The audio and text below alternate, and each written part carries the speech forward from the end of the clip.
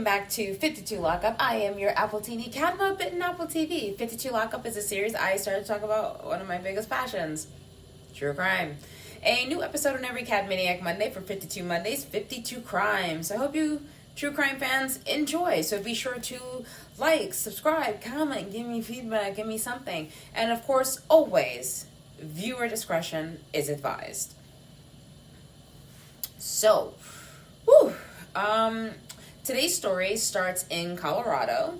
Mireya Ramirez was born on June 28th, 1987, to her mother, June Lee Simpson. She was actually your average, Colorado beauty growing up.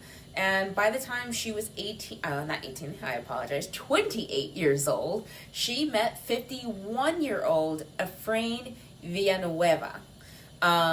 So while they were dating, which was just a few months, Efrain started to begin showing he was becoming more controlling as well as abusive within just like a few months, literally, of them just dating.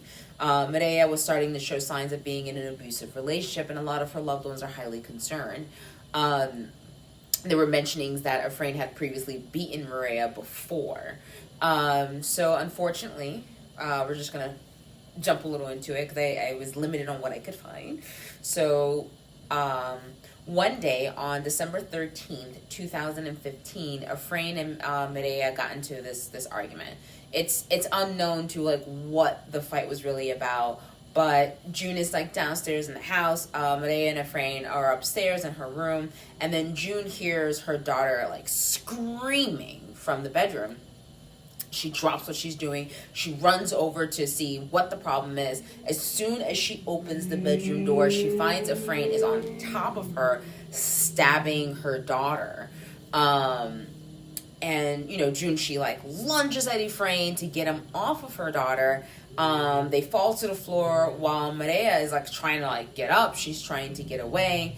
And Efrain turns his anger towards June because she's obviously interrupted him. So he stabs her enough to incapacitate her from helping her daughter. Now, during this time, Mireya makes it out of the house, but Efrain is actually not too far behind. So neighbors witness him grabbing her, and he continues to beat her in the street. June makes her way downstairs, but she's still struggling with her wounds as well. Picks up the phone, calls 911. 911, what's the address? I need an ambulance at 745 Canton Street. I need officers here. Okay, hold on. During the call, you can hear her struggling to tell the information with panic. He stabbed my daughter and me over here at my house. She gives the address and what's happening. June is requesting for officers and ambulance. She's telling them how he's running back and getting more knives. He's getting another knife now. Is he still there? She tells the dispatcher about them both being stabbed, how he is trying to kill her daughter. You hear her scream at her daughter to run around the car. Mireya was fighting for her life, but there's very little to expect from someone who's been beaten and stabbed a few times, right? So just so you guys understand, stab wounds particularly will produce internal bleeding. You don't just normally like bleed out. However, if a person does not stab a major artery, the person may have time, limited time, but nonetheless, they'll have time to hopefully receive the help that they need. Now, judging from the description, I presume Efrain had stabbed Mireya in the abdomen. Now, generally, abdomen stabbings will produce an infection more than anything else, as well as internal bleeding. And a person will probably die from sepsis if there is no intervention in between that. Again, this would give a person ample time or some kind of time to receive the kind of help that they need in order to survive. So Mireya is like running from her 51-year-old boyfriend, of just a few months while she's internally bleeding. At this point, her fight or flight instincts are just kicking in. I mean, so when the sympathetic system triggers, right, triggers the fight or flight instinct, when what it does is the adrenal glands are stimulated, they release catecholamines, including adrenaline, non-adrenaline.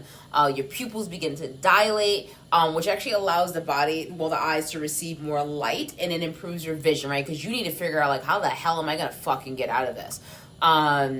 Whenever the body needs to preserve itself, the first place it actually will pull blood from is actually from your skin. So often people's complexions will be flushed or pale, because it's got to take care of what's priority. This also means that the body's platelet production increases to increase the opportunities for blood clotting, right? Which is something her body would be doing at that moment. The body also will exhibit rapid breathing, rapid heart rate to feed the body the oxygen and energy it needs to remove itself from the danger.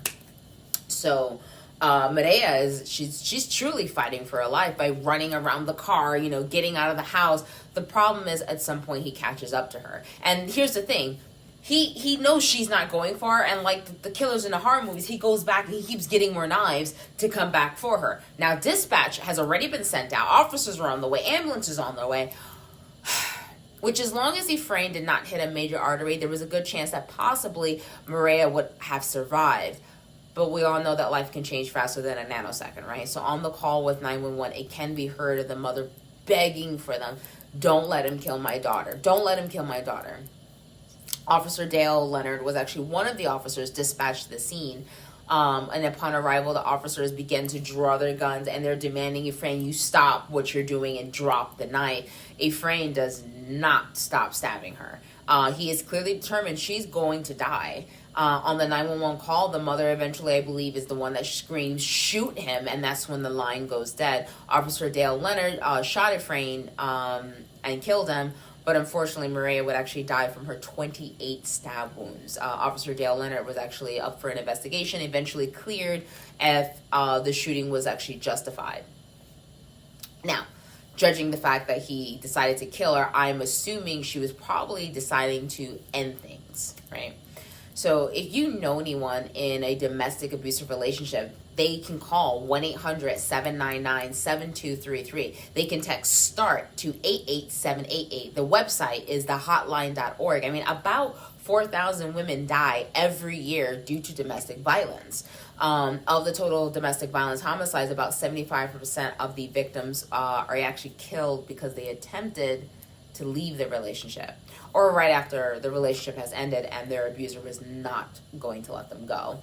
On the outside, to some people, it just seems easy, but the truth is, it is not easy to leave an abuser, right? So some people are like, oh, but why are they staying? Like, I wouldn't stay. And I've heard people actually say this because they don't truly fathom how difficult it can be, right? So when it comes to domestic abusive relationships, there is a strong psychological and emotional impact that affects the victim. So the victim may be sitting there with reasons of staying with them that may seem difficult or silly or even stupid to others, but the truth is, their reasons actually make sense when you actually listen to what it is.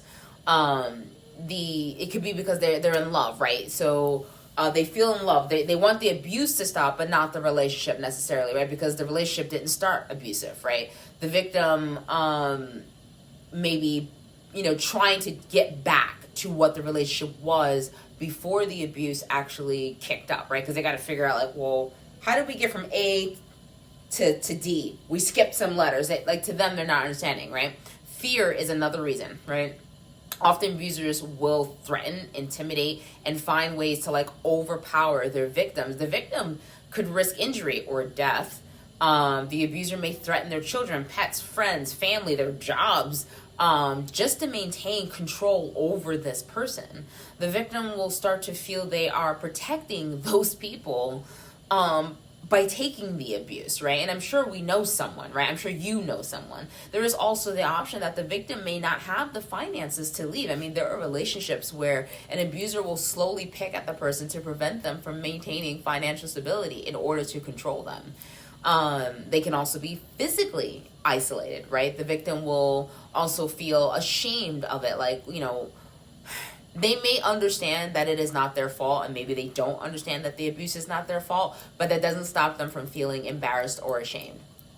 They'll feel too embarrassed to ask for help that they truly need. And this doesn't matter how strong their support system is. I mean, if you look at Tiana Angelique, she had a support system. It was there. Same issue. I've covered enough cases that truly like demonstrate that the victim could also be struggling with paralyzing fear of like what's going to happen in the future. Am I going to get stalked? Are they going to kill me? Or my loved one's going to die? What's going to happen? Like there's so much anxiety of the future, right? Another common reason is that the abuser literally has gotten into their head and has damaged their self-esteem. It's like they believe they deserve to be treated that way, and they believe that it is impossible. They are incapable of actually leaving. The last common concept that stops victims from speaking up is actually the fear of not being believed. Whether it is the authorities or even friends and family, if the abuser happens to be charming or a respected person of the community, they are less likely to speak out against them, right? It is part of the reason why if I can find, like, I'm sure you've seen some of my videos, if I can find like a really good looking photo of the criminal or the abuser, like in their best outfit, I would much rather post that to the video to hopefully break the idea that the bad guy or the person with their red flags has an obvious look, because they don't. At the end of the day, genetic is just makeup, right? That's all it really is. Genetics are just your makeup. And unfortunately, due to our genetics, there are no guaranteed ways of knowing you're the danger, right?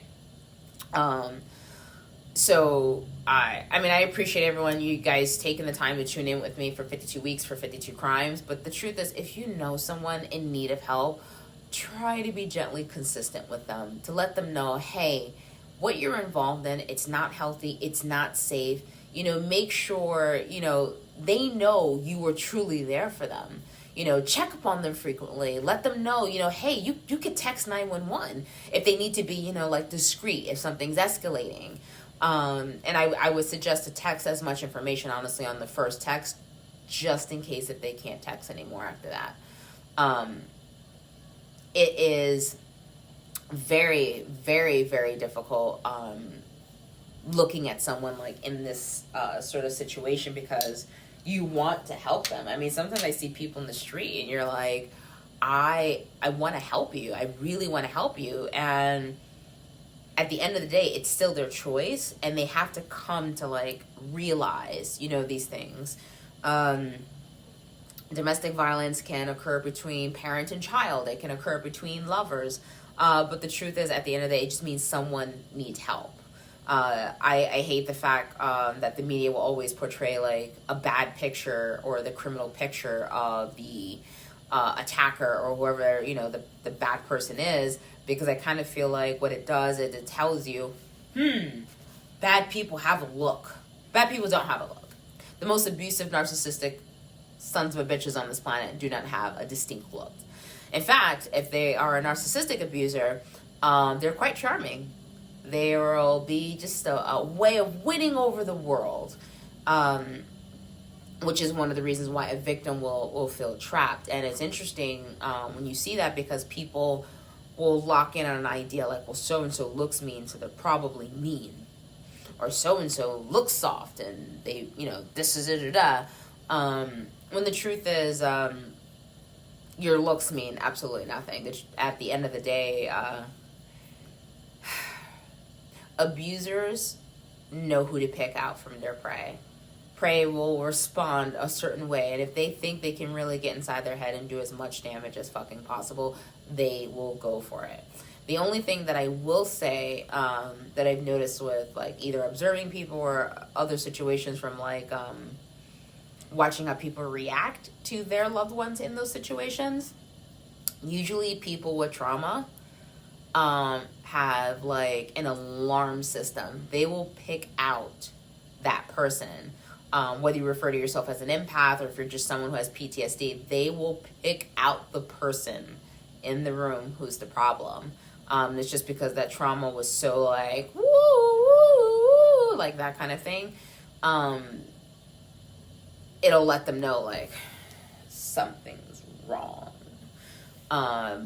It just becomes part of their instinct. It becomes part of their survival instinct. And the truth is, if you have any friends who are pretty on point, like, yeah, they have a a good instinct for that. They probably have some dark stories, whether they've shared them with you or not, or they have enough experience to be able to pick them out without having to look at their genetic material and like, oh, how friendly they look and how sweet and innocent and how great things look. Because the truth is, it's never the way how it looks.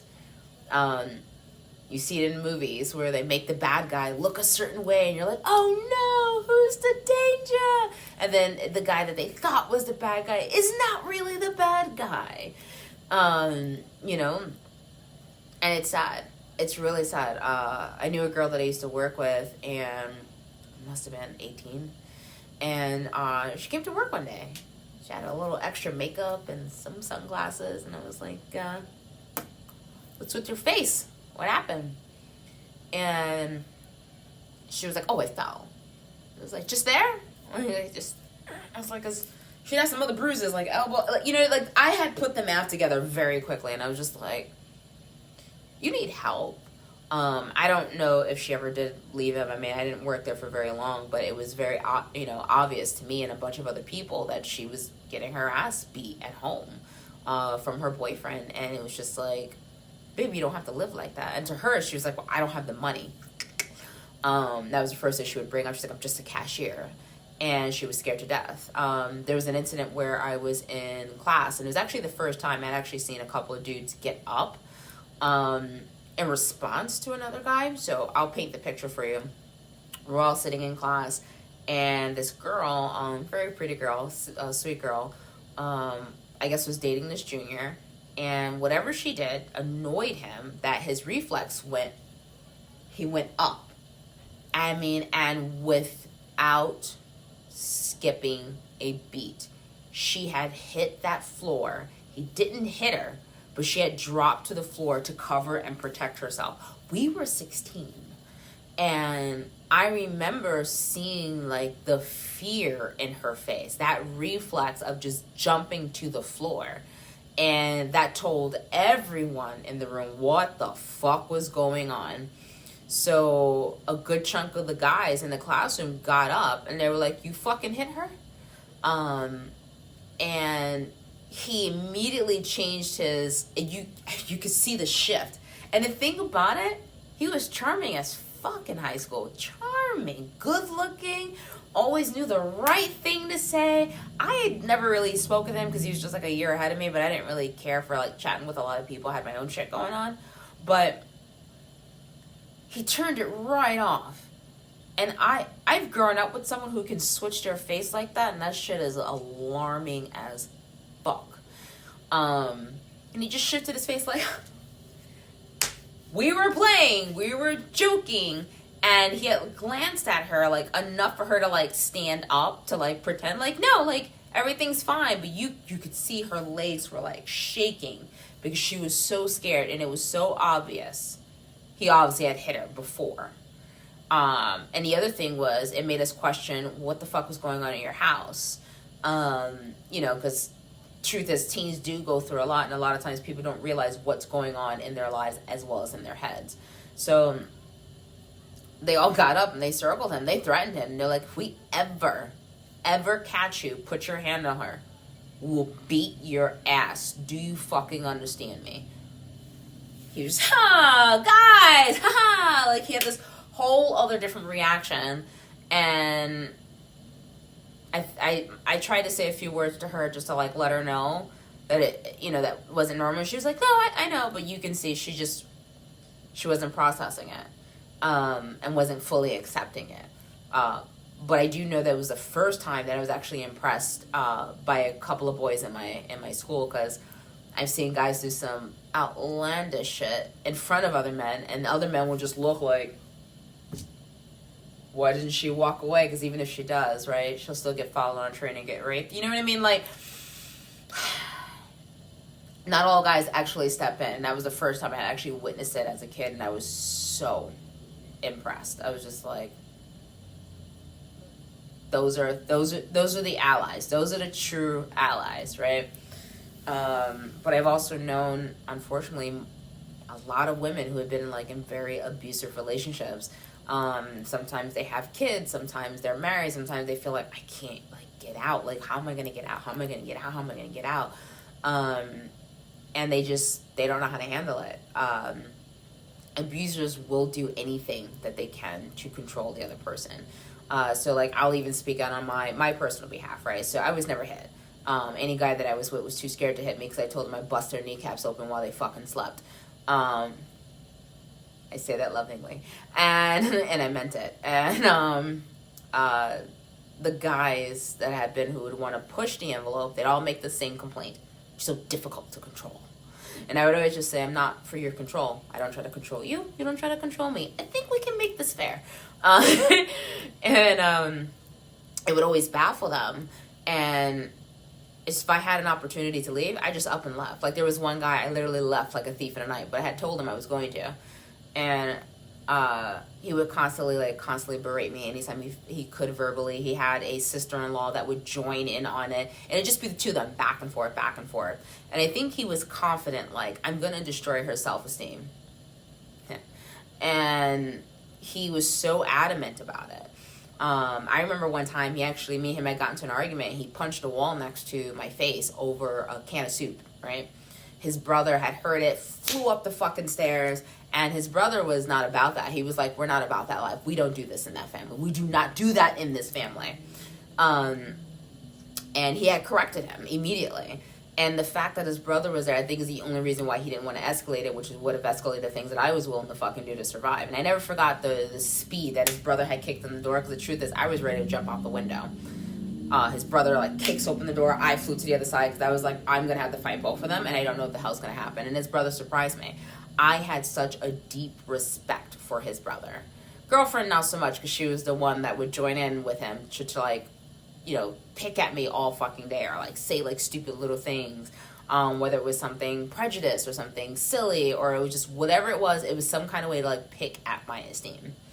And I later on found out that he was apparently trying to force feed me, because he had this habit of wanting to only feed me like fast food. I don't like fast food. I will eat it here and there, but don't expect to find me like at your local McDonald's every single day. And for him, he was very paranoid, and he would complain anytime I cooked. He'd be like, "Oh, you're trying to cook to make me like dependent on you. It's your mind games." And I was just like, it's food. The fuck? I was also tired of eating all the fast food, so I was just like, well, if I cook, I don't have to eat that crap anymore. And it would drive him nuts. He would find some way to like complain about it. Mind you, he was also cheating on me, which I was thrilled about. I was glad he was sleeping with someone else, because I was like, empty, get out. Like, and I know this, and I know if he ever came across this video, he'd be like, "Oh yeah, how'd you know?" I know because I followed you one day, actually.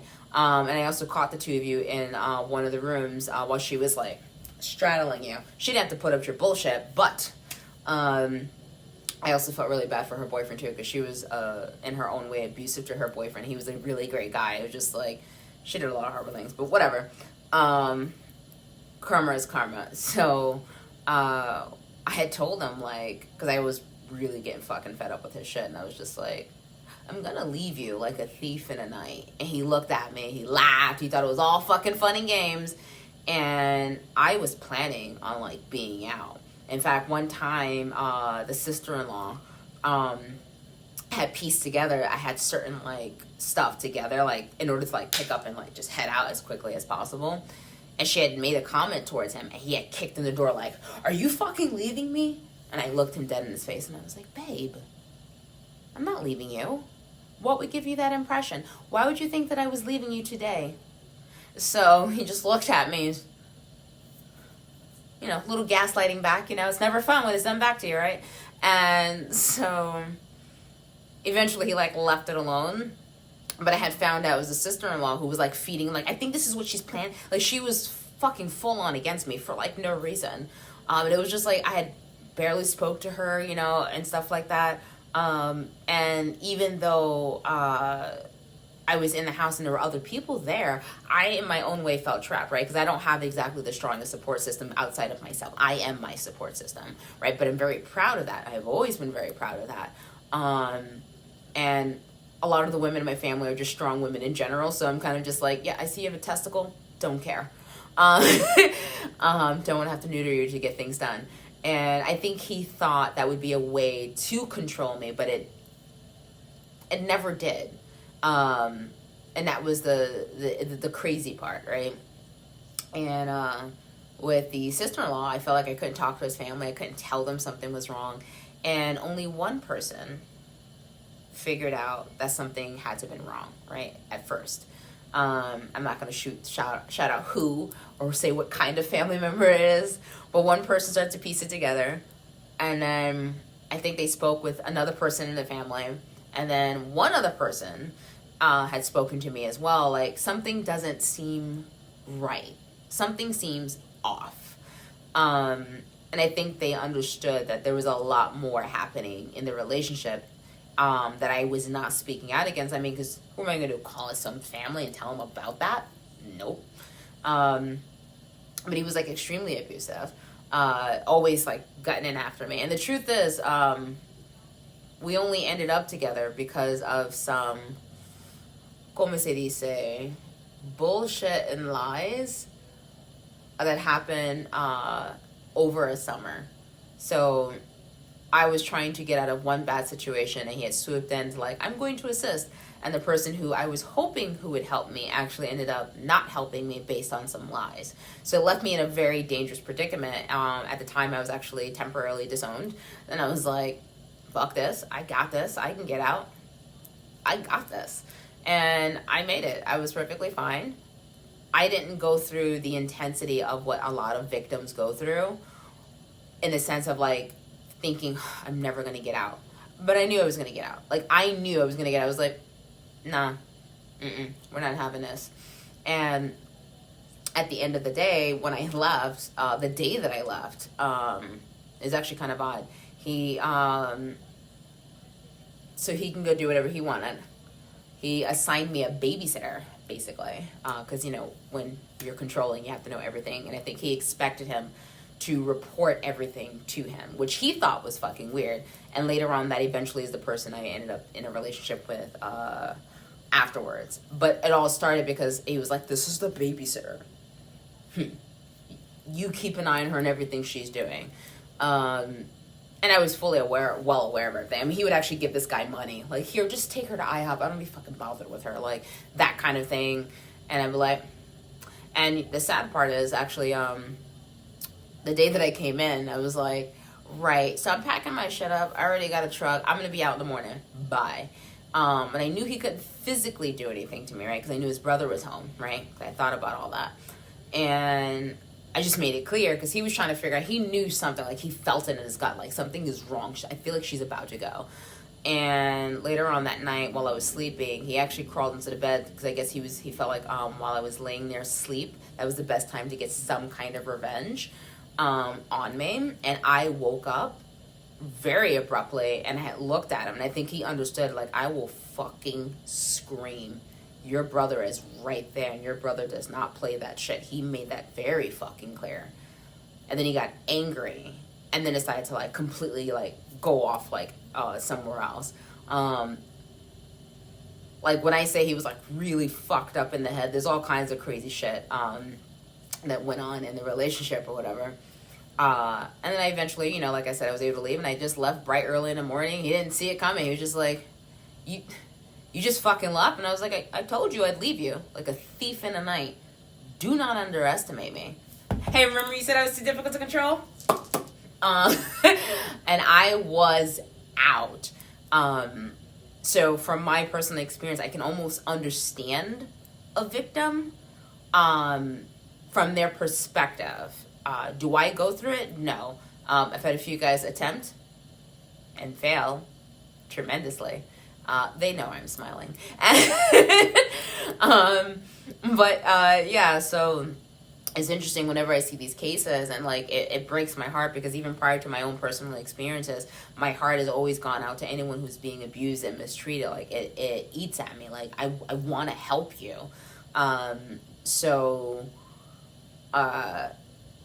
If you know someone who needs that assistance and they actually are trapped, you know, or if you know someone who's trying to get out and they're like, hey, I gotta get the fuck out of this situation, see if you can help them.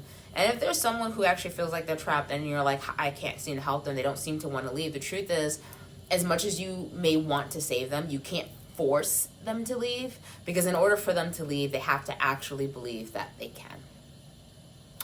I believe that is enough for today's episode. Hope you guys enjoyed, and again, give me some feedback, commentary. Give me, and I will see you guys next week for the next crime. Thank you so much for tuning in. Now. Bye. Didn't deserve this. No one does. Tonight, we're hearing from the family of a mother of 4 stabbed to death on the street in Aurora. Mireya Ramirez's family says her boyfriend attacked her before police shot and killed him. The victim's mother was also stabbed in the brutal assault last night on Kenton Street near 6th and Havana. Only on Denver 7, Lindsay Watts talks to the woman about her desperate attempt to protect her daughter. I just wanted to save my daughter. Her own safety didn't matter to June Simpson. Her face and neck slashed as she tried to stop Mireya's boyfriend. She says he was stabbing her again and again inside their home. I had to knock the door down and go in, and when I went in there, she was on the ground bleeding, and he was on top of her stabbing her. So I grabbed the knife from his hand and tackled him down and punched him, and was able to get her free from him. She says Mireya made it down the street, but her attacker caught up with her. Neighbors watching in horror. Everybody was screaming, saying he had a knife, and they were all trying to basically get him off of her. Police got here just minutes after the 911 call. Copy 202, shots fired. Rescue hot, party down. Witnesses say an officer shot the suspect when he refused to stop the attack.